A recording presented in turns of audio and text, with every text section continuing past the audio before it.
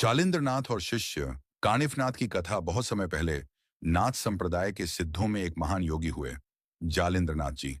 वे गहन साधना और तपस्या में लीन रहते थे। उनका जीवन त्याग, भक्ति और योग की अद्भुत मिसाल था।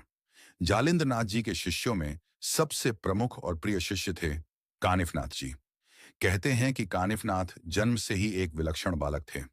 बचपन में ही उनमें अध्यात्म और योग की ओर गहरी रुचि दिखाई देती थी। जब वे युवा हुए तो उन्हें जीवन के असली उद्देश्य की खोज करनी थी। तभी उनकी मुलाकात जालिंदर नाथ जी से हुई। जालिंदर नाथ जी ने कानिफनाथ की आंखों में छुपी जिज्ञासा और उनकी आत्मा की पुकार को पहचान लिया। उन्होंने उन्हें शिष्य रूप में स्वीकार किया और कहा, बेटा, योग का मार्ग कठिन है। यहाँ त्याग और धैर्य की परीक्षा होती है। यदि तुम सच्चे मन से साधना करोगे तो परम सिद्धि प्राप्त कर सकोगे। कानिफनाथ ने गुरु की आज्ञा को अपना जीवन मंत्र बना लिया। वे दिन रात गुरु की सेवा में लगे रहते, साधना करते और ज्ञान के मार्ग पर चलते गए।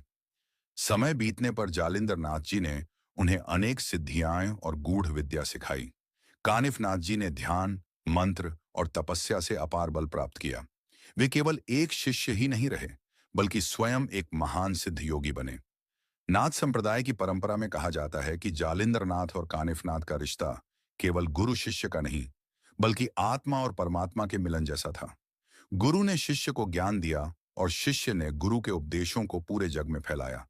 इसीलिए आज भी जब नाथ संप्रदाय की महिमा गाई जाती है, तो जालिंदर नाथ और उनके शिष्य कानिफनाथ